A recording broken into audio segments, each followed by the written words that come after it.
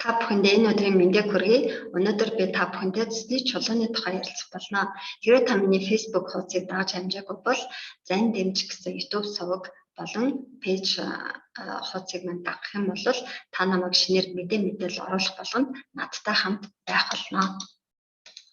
За цэцний чулууны тухай ярихаас өмнө цэс хаанаас үүсдэг юм бэ гэдэг тухай бүгдээр эхлээ ярилцъя. За цэс бол бидний илгэний эс болох гепатоцитсүүдээс үүсдэг.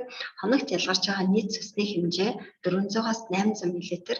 За зарим ном сурагчид 1000-аас 1200 мл хүртэл цэс өдөрт ялгардаг гэж ингэж дурдсан байдаг. За цэсийг найрлагын хувьд аваад үзэх юм бол 85% нь бус, 10% цэсний давс, 3% зоормог болон пигмент өсөөнүүд, 1% нь өөхтөс, тэг 17% нь органик бус давснууд байдаг. За цэсний чулуу үүсэх эхнээсэн бол нарийн тогтоогдоогүй гэлээ гэхдээ тодорхой хэмжээнд нөлөөлдөг хоол хүнс байна. За тэдгээрт юу ордог вэ гэхээр согтууруулах хундаа орно. За зарим төрлийн нүүрс үсэг гэхээр хэрэглэх тэр дундаа тоор, дамттан, бичэн, бекери, нарийн боо гэмтчлийн эдгээр төрлийн нүүрс үсэг гэхээр хэрэглэх нь цэсний чулуу үүсэх эрсдлийг үүсгэдэг. За мөн зарим уургийн төрлийн хоол хүнсийг гэхээр хэрэглэх тэр дундаа мах, хям, зайц, хатуу, бяцлаг эдгээр төрлүүд мөн одоо цэсний чулуу үүсэх эрсдлийг нэмэгдүүлнэ. За амьтны гаралтай хансан өөх тос буюу зарцдаг өөх тоснууд мөн одоо ийм төрлийн өөх тос хийсэн хоол хүнснүүд транс тоснууд бас одоо цэсний чулуу үүсэх өндөр эрсдлийг бий болгодог. За цэсний чулууг аваад үзэх юм бол нэлээд одоо олон төрлийн чулуунууд байдгаас энэ хоёр төрөл бол хамгийн түгээмэл тохиолддог. За эхний энэ бош агал өнгөтэй байгаа бол нөсөөний чулуу буюу пигментийн чулуу. За дараагийнх нь болохоор холестерины гаралтай чулуу. Энэ бол контраст нэгэд цайвар ногооноос ахуулаад гүн ногоон хүртэл 90 ногоон өнгөтэй. Тэгээд бидний илгэнд энэ холестерины бацин солилцоо маш хүчтэй явагддаг. Тэгээд илгэнд одоо байгаа энэ холестерины хэмжээ ихсээд ирэх юм бол энэ маань илгэн дотор хоригдлагдаад тэгээд энэ одоо холестерины гаралтай чулуунуудыг үүсгэдэг. За нийт чулуунуудын 80 гаруй хувийг дангаараа одоо энэ холестерины гаралтай чулуунууд эзэлдэг. Өөрөөр хэлбэл өөх цэсний гаралтай чулуу эзэлдэг. За тэгвэл энэ цэсний чулуу хаана байдаг юм бэ гэхээр хүмүүс цэсний хүйтэнд байдаг чулууг хамгийн сайн мэддэг.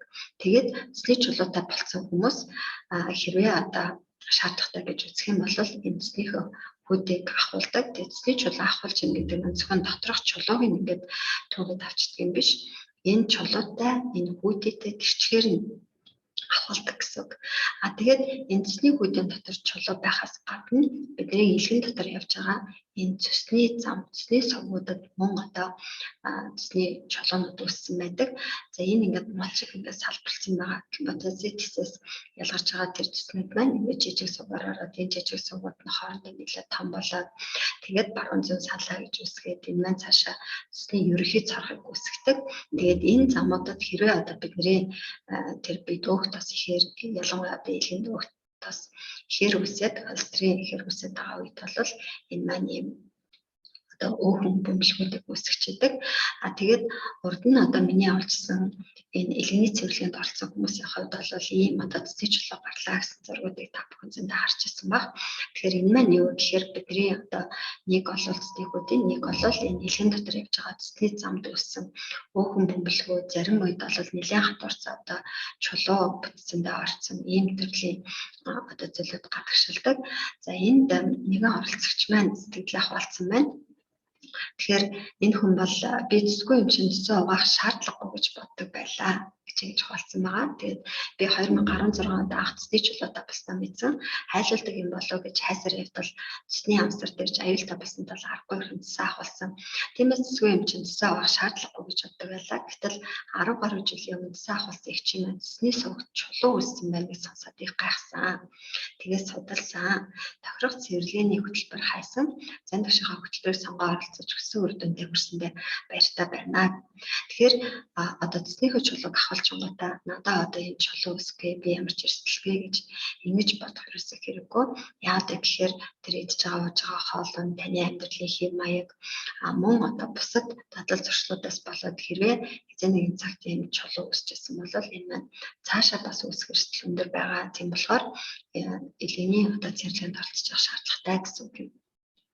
За цэцний чулуу үүсгэхээс хэрхэн сэргийлэх вэ гэхээр улирал тутам ер нь улиралд нэг удаа цэцэн байгаа чиг зүгээр ялангуяа цэс өтгөн гэж байгаа цэцний цогц оршилтой эсвэл цэцэн дотор ургацаг байна гэж онцлогдсон ийм хүмүүсийн хувьд бол цэцийг улирал тутам угаажих шаардлагатай. За мөн одоо тохирох цаг улиралд нь илгээ цэвэрлж хэлсэн сайн. За энэс гадна бас нэг чухал нөлөөлөх зүйл бол өглөөний цаг тогтмол ах явдал юм. Тэр дундаа өглөөний цайнд 10-аас 20 мл эрүүл тосыг хэрэглэж авах юм бол энэ маань бидний цэцний хүүдийн агуулгадж байгаа цэцийг маань ялгаруулад цэс цогсонгохгүй байх, цэс өтгөрөхгүй байх улмаар одоо чулуу үүсгэж сэргийлэх чухал зүйл болдог. За тэр эрүүл тоснд нь тухайлах юм бол юу орчлох вэ гэхээр загсны тос, оливын тос, шар тос, майлингийн тос гэх мэтчлэн одоо эдгээр тоснуудыг хэрэглэж болно. За зуны цагт сүүцэн дэйлдэг байгаа үед бол үрэн хэрэглэж болно. Зөөхий, цэцгий, хайлсан тос гэх мэтчлэн эдгээр төрлийг хэрэглэх нь мөн ялгаагүй одоо зүйл юм.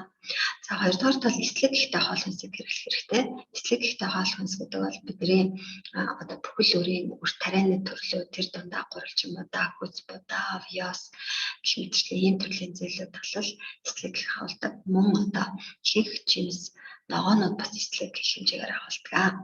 Харин маргарин, транс тос, шарсан хоол, десертний, амттны тос гэх мэтчлэн эрүүл бус тос, мөн чихэр, шоколад, бекери, нарийн бов, ялангуяа цагаан гурилын бүтээгдэхүүн хэрэглэхээс аль болох зайлсхийж авах юм бол та цэцний чулуу үүсгээс өөрийгөө сэргийлж чадчихна гэж ингэж ойлгож болно.